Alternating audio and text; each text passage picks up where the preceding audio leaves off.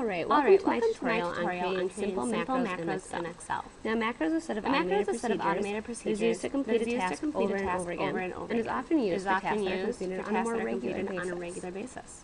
Now, macros can become extremely complex and even have their own language.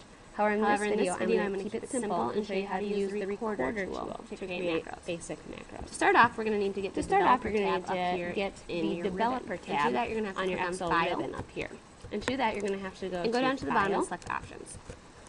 Go down to the bottom box, you're going to have to create Customize Ribbon on the left-hand side. Click on Customize Ribbon. And you'll notice that over here on the right, the Developer over on the right-hand side, you'll see that the Developer check that box and hit OK at that box and hit OK. Now you'll notice that over here on the right-hand side of your ribbon, now you'll see that right at the end of your ribbon, all these buttons within the Developer tab are if you were to click on it, you'll see and use macros. All the buttons. The button we're really going to focus in on is this Record Macro button. The button we're really going to focus on. Once we select this right up here, Excel memorizes every action we make. However, it pays no attention to this button. Excel is going to memorize every action we make. Therefore, however, it does pay no attention to the time it takes us to complete these actions. Therefore, it's really important to go slow in your macro. Take your time and make sure that you are. Now, the macro I'm going to be recording today is a macro to create a report on total department salaries. You can see that in my data, I have the ID numbers of employees, is a macro to create the report on departments that they work for and the salaries that they make. You can see that my data shows the total salary ID numbers individual department. The departments that these employees start off by clicking the salaries that they make. So you'll start off creating this report, and it'll ask you for your macro name. Click Record. I want to name this department totals.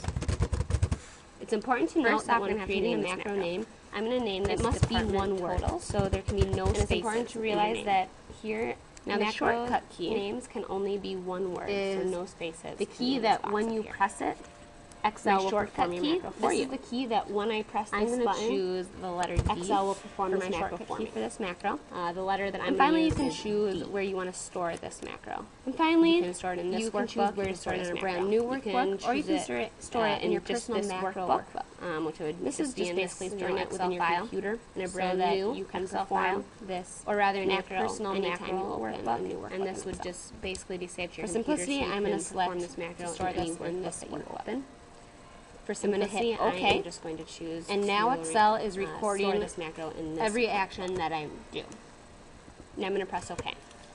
So now to start off, to make this report, I'm going to click on Department. Again, it's not recording the time. And I'm going to go up to the ribbon and click on the Data tab. So it's important to be precise. I'm going to sort this data from A to Z by selecting this button right here. And you'll notice that now my data is sorted based on, and then I want to sort it from A to Z by clicking this button right up here. Next, I'm going to go up top that all of my data subtotals is broken into departments. Pop-up box comes, and I'm going to choose at each change I want to subtotal in departments. I'm going to click on subtotal. I want right over here sum the salaries. And in the first drop-down box, I'm going to select department. This means that each change in the departments, you'll see here that Excel now to total use the sum function to add up salaries for each department. I'm going to click on the 2 that's right here. You'll see that it adds a little bit totals at the end. And then I want to format this report a little bit. Each department. I'm going to double click in between B and C. For better viewing, I'm going to click on the number 2 right here. Ensure that the words fit within and this breaks it down. And then I also want to add some lines just to make this a little cleaner. Double click home right here to auto fit, choosing the top and double bottom border. And also I'm going to add some lines by going to the final thing I want to do in this macro is I want to rename this from employee list to make it look pretty. To report. The final thing I'm going to do for this macro is redepartment from employee list to department. Once you're pleased with the appearance of your report, you can go back up to the Developer tab. This looks good to me. Once you're satisfied with what you recording Excel spreadsheet, what you want your there you go. Report now your first macro has been created. And click Stop Recording. Now, rather than undoing everything I just did to get back to the employee list, I'm going to create one more macro in this video to restore my employee list. Now, rather than going back to the very beginning, so again, we're going to start out by reperforming this thing. I am going to create another macro. I'm going to title this one Restore.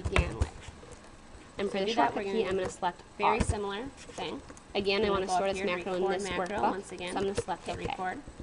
This one I'm going to title. Now once again, Excel is recording all of my actions. And my shortcut key is going to be Control. First, I'm going to start out by selecting Departments. Again, I want to store this macro in this workbook, and I'm going to the Data tab. Now again, Excel. I'm going to go way back over to the right and select Subtotal, which we did earlier. But rather than creating a new subtotal, I'm going to select Remove All at the bottom left hand of this and go back to Data. Now you'll see that my list is restored. Which is over here on the However, rather than breaking the list down by department, I want to break it down by employee IDs. I'm going to go to the bottom, so I'm going to select the ID, left, and click Remove click this All. A to Z button now my employee to list sort is this restored. in numerical order. Rather than and finally, rather than saying Report on Department Totals, I want to rename it so it says Sort from A to Z Employee button right List. here. So my list is sorted correctly again. Once you're pleased with the appearance of your spreadsheet, you're going to go back up to the Developer tab and click Stop Recording. And there you have it. Your second satisfied with what your Excel spreadsheet Excel looks like, macro you're going to has go been back up to created. the Developer tab. Now it's time to try out these macros and see if they work. Now we have to remember the very first shortcut that we created for the department totals was Control D. The first shortcut that we used to create so I'm going to hold down the Control button on my keyboard and select the letter D. I'm holding down the Control button and pressing D. Excel creates the report on department totals for you. Again, I'm going to hold down the Control button and select now the R. second macro to restore the employee list was Control R. So I'm holding down the Control button and I'm going to hit the letter R. What's cool about macros is that you can even change these numbers. And now one thing to be careful about, the macro will still perform the same actions. So rather, if I want to give this person a raise to $200,000, so you very well can change salaries. Say someone's salary was to and I hold down the Control button and press D. Got a raise and they are now making $100,000. Excel will incorporate that. You can still use the same macro. Again, Control that macro using the $200,000 instead of it creates the report with the change in salary. To restore the list again, you do the same thing. Press the Control button and hit R. However, our $200 salary. If I were to add a 16th employee to this list, one thing to be careful about is when adding employees to the list. If I want to add a 16th employee to this list, and I certainly could, I want to add them to the tax department, and if I want to control of $500, you'll see that Excel will incorporate this number into the macro. However, it will alter the formatting because you added another line. Now this macro memorized exactly where I were to hold down Control, press D, another line. That now the lines that I added to the grand total have moved on up to the tax total.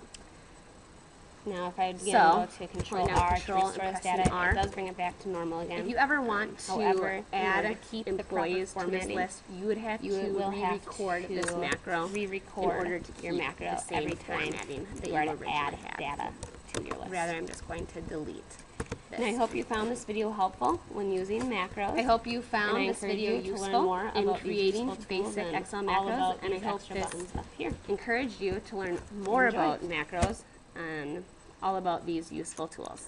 Thank you.